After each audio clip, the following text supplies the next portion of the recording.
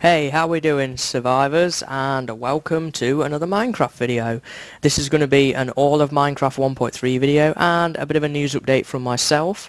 Right now, 1.3.1 Minecraft 1.3 has just gone live at last. So, I'm going to run you down on some of the major features and changes.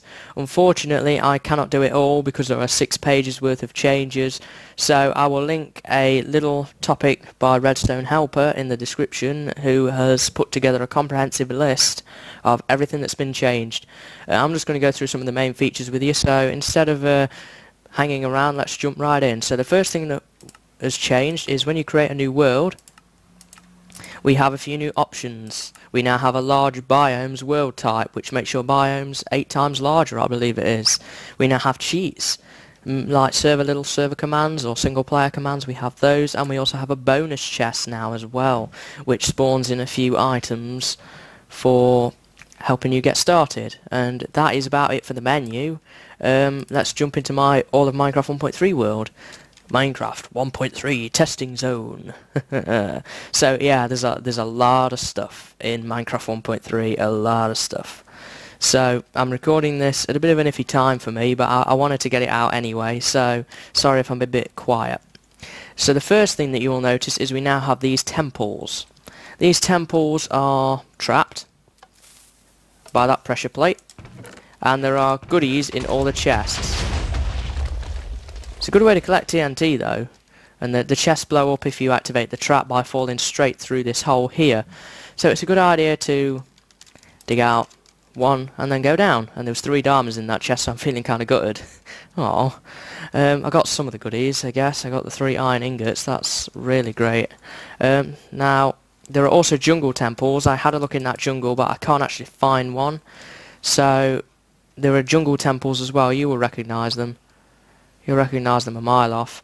NPC villages have changed. If you find an NPC village in a desert, it will have a desert theme to it. And yeah, we have these NPC villages, and they look similar. It's just that the blocks they've used have changed, and we'll get back onto the villages in a minute. There's a few other things I want to talk about before we get to the villages. So let's just go back over here. I actually didn't realise that village was there. I've put together everything over here and didn't realise the village was there, otherwise I would have built it near the village. But yeah, we actually have now got a new gravel texture. Yeah, we now have sandstone stairs. Sandstone stairs, sandstone stairs. There's a great commercial about that. We now have different coloured wooden stairs and wooden half slabs to match what they would actually they match their wood type colours depending on which wood you use. And also something which I know a lot of people actually wanted was wooden half slabs to act like actual wood, not the pickaxe. We had to mine them using a pickaxe first. So let me just change my game mode here. I think it's game mode 1. No, it isn't. It's game mode 0. So yeah, you can actually mine these now using an axe rather than the pickaxe. As you can see, it mines it still fairly fast, but we are using diamond. So that's that. The changes there as regards all of the little mini things, as well as stairs as well, can now be placed upside down, and you can have redstone torches and other blocks and wiring on top of the upside down stairs. So that's pretty awesome. I'm just going to change my game mode back now. Game mode 1. We now have rotatable logs, one of the last things that was added in one of the last snapshots for all wood types. You can actually make them rotatable now depending on how you place them. For example, if I jumped up, it would go upwards. If I put it next to it, it will go forwards, and you can also place it forwards that way as well. So that's those. We now have cocoa beans, and cocoa beans can be grown on jungle wood like this just by placing them on there. I will show you some trees. They can only grow on the small trees like this here. They grow on the small trees and you can collect them. I'm just going to change my game mode again. Now, just by a whack of the fist and you get cocoa beans. You get 3 for a fully grown plant like that one. Something to be wary of. And you can collect the jungle wood and you can right click with the cocoa beans and pop them on there and have your cocoa bean farm. So cookies for everyone! Yeah, that's the cocoa bean change. You still find them in dungeons, but it kind of makes cocoa beans in dungeons a bit irrelevant now, actually, so that's something to check out. Levers now work upside down. Another small change for redstoners. You now get experience from mining ores, like that, and it depends on which ore you're mining as to how much experience you get. And I don't think it's for every ore block you mine, because I'm not getting a experience for everything here.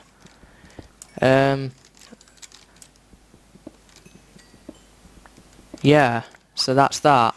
You can collect experience this way. Also, string can now be placed decoratively, just like that along the floor. You can make something nice with that, I'm sure. And let's go over into the chest.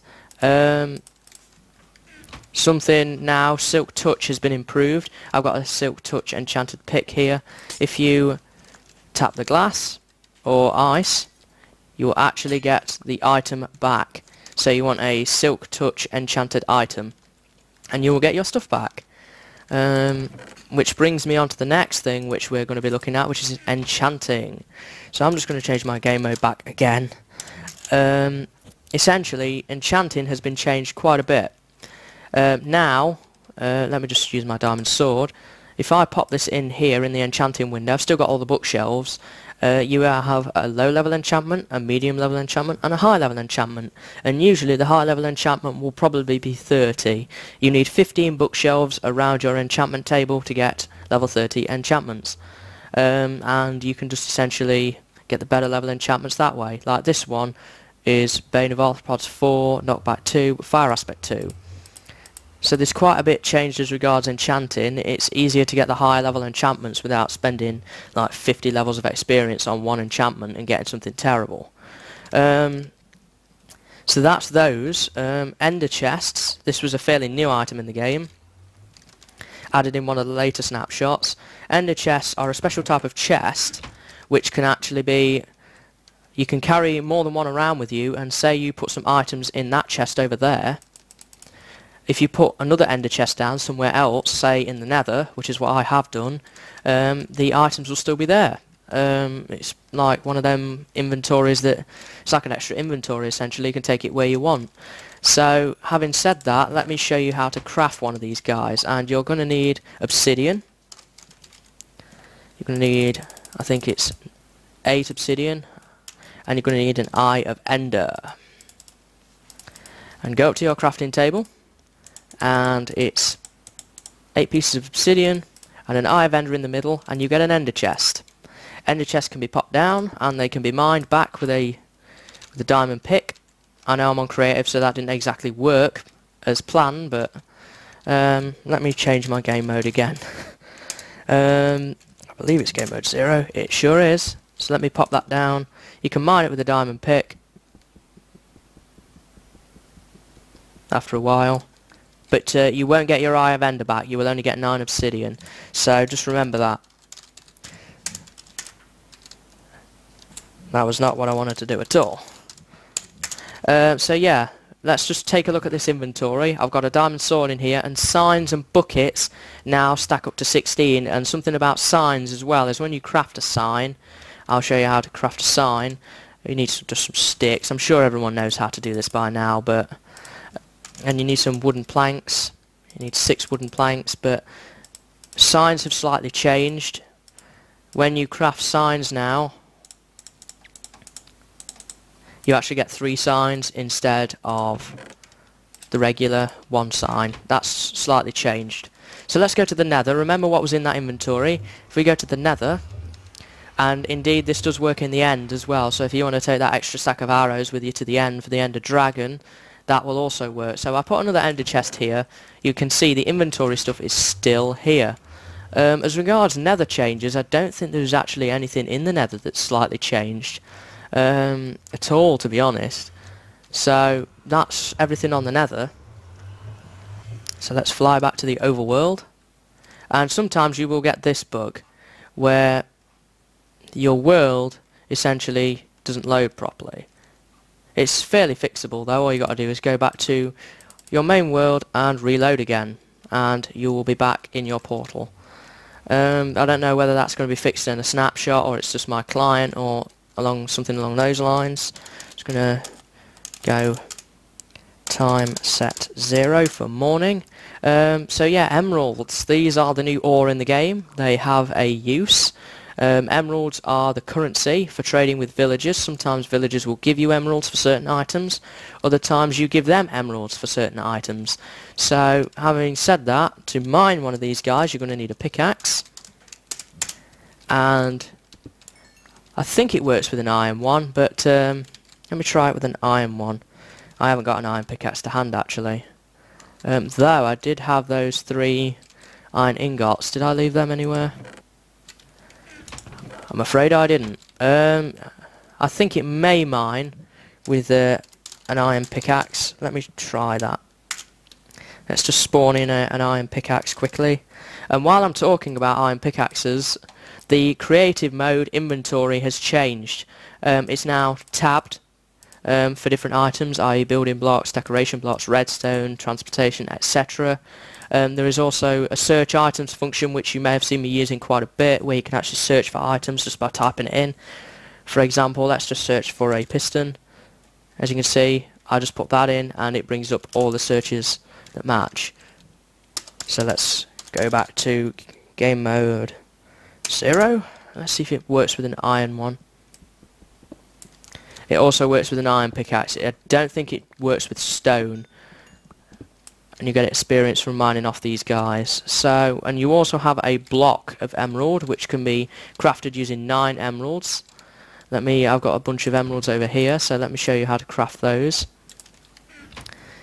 Block of emerald is similar to other ore blocks, but you just put 9 emeralds together and you get a block of emerald.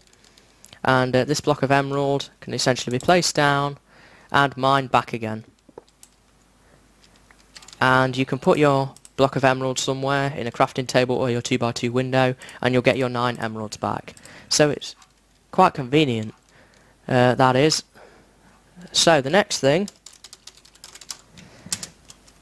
game mode 1, the next thing that has been changed is you can now farm nether wart in the overworld. That was one of the last things to be added.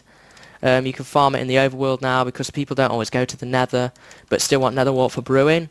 Talking of brewing and actually enchanting as well, is you can now shift click in brewing stands and enchanters, and also you can shift click in, oh what was it, the other one, brewing stands, enchantment tables and armor. That was it, armor slots. If you're on survival, you can shift click your armor in now, which is part of the change.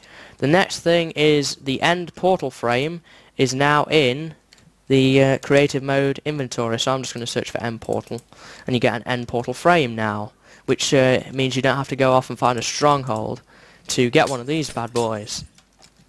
They can be filled up using eye vendors. It's a bit buggy for me, but I managed to get this one working. I'm not going to go to the end, I haven't got any need to go there. Something else now is dispensers have been changed quite a bit. For example, now if you stand on a dispenser that has water in it, it will just pump water out. And if you press on it again, it will suck it all back up. If you stand on a pressure plate with a minecart in it, it will put a minecart out if there's a rail next to it. And with boats, it will put a boat out. And something I wanted to show you with a bow is wooden pressure plates now work by firing a arrow at it, like that, and the arrow just fires across. Boats have been changed quite a bit. They're a lot more sturdy now, and they don't break from lily pads. I would show you a bit more about the boat, but really just don't have the time, and it's being a bit weird. Oh, we're okay now. Boats have been changed quite a bit. They're a lot nicer, and they don't break with lily pads. And also, if you crash your boat like that, you will actually get a boat back. Well, you're meant to get a boat back anyway, that's what it said in the changelog. If you break your boat, you're meant to get a boat back, but it doesn't appear that's worked this time. Let me just spawn a boat in. I think it's if you break it by using your sword, yeah, you get a boat back. So that's something to remember as regards boats. Pigs have been changed. Now you can get between, I believe it is 0 and 3 pork. Well, there's 2 there. It used to be between, I think, 0 and 2. Yeah. Monster eggs, these are silverfish blocks, I believe. And if you break them, they make silverfish, essentially. Is what they do. So if you're a map maker that likes to use creative, then feel free to have a mess around with those. And they're very difficult to kill on creative because they're not attracted to you. I hear a zombie somewhere, but I can't see him. Tripwire hooks have been added. They are some sort of redstone compatible device. Whereby you can program stuff with it, much like you can with other forms of redstone, like pressure plates and that. And I'm just going to walk across this one. Oh no, it set the TNT off. Oh dear. So essentially what a tripwire hook is all it does is you walk across it and you can't see. That's why string can now be placed decoratively as well. Other than that, it brings me on now to, I think, the last major feature. We've discussed the temples, of course. I think that is everything in this area that I wanted to talk about. So it brings me on to the final thing. I was going to use those villagers, but we'll go and visit the NPC village instead. So yeah, the jungle temples have also been added. So keep a lookout for one of them. You can't miss them. They're made of mossy cobblestone. You won't miss them in the jungle. And they're really fun. They're trapped though, so be careful. Just like the desert temples, they're trapped but in a different way. So be careful. So in the village area, you still have your blacksmith, which if you so wish you can raid. Wow, there's virtually a full set of iron armour in that one. Was there any diamonds in there? No. Some gold though, if you like gold. No, actually, I'm nowhere near finished. I've got a bunch of stuff to talk about in a chest yet as well. They have now villages you can trade with. You just simply right-click on the villager. This one is asking for an emerald, so I'll right-click an emerald in, and he will give me 4 bread back. And sometimes you will see, I think it's eventually, yes, the purple bubbles, which means the villager likes you, I believe it is, and eventually you will get more trades. Like this one now has given more than 1 trade. I can now trade him 12 fish for my emerald back. So if I had 12 fish, let's just get some fish. Raw fish. Is it raw fish or cooked fish you want? Cooked fish. Always have to be picky. Can't cook it themselves. Let's just get some cooked fish. I'm just going to pop it all in there. I'll get a bunch of emeralds back. Yeah, have that. Have the rest of it. So that is it as regards those. You can trade with many different villages, and they will all offer you different items. That one wants 14 bucks for an emerald, and you'll get an emerald back. That one wants 11 cooked fish. And also, if you write books, which is what I'm going to be coming on to in a moment, that one 3 emeralds for a pair of shears. That's a pretty bad trade, to be honest. And that one wants 16 raw chicken for a 1 emerald. If you can trade your written books with villagers, some villagers will want them. You never know, they may read it while you're not looking. I don't know, frankly. But that brings me on to the next thing, which is writable books. Now we have the ability to write books in Minecraft and share them with friends. So let's fly back over here in this chest. Oh yeah, wooden tools actually work in furnaces now. So if you've got a furnace and you've got something to smelt, I actually haven't got anything to smelt on me. Let me just spawn something in. I should have that pork actually somewhere. Well, maybe not. Let's just get some raw pork chop. I'm just going to get some of that. They're okay. It's only a way of really... Where's my raw pork gone? Oh, it's there. It's only a way of disposing of your tools. They don't last all too long. It lasts about the same as a wooden plank, I think. And essentially it will enable you to cook one of these up using or anything smelted or cooked. You can actually now get experience back from smelting items in furnaces as well, but that's what I consider a minor thing. There are now 2 golden apples as well. There's 2 different types of golden apple. The golden apples, one which has always been in the game, that one. I think this is the... I can't eat it because I'm not hungry, but I need to set the time again, by the way, as well.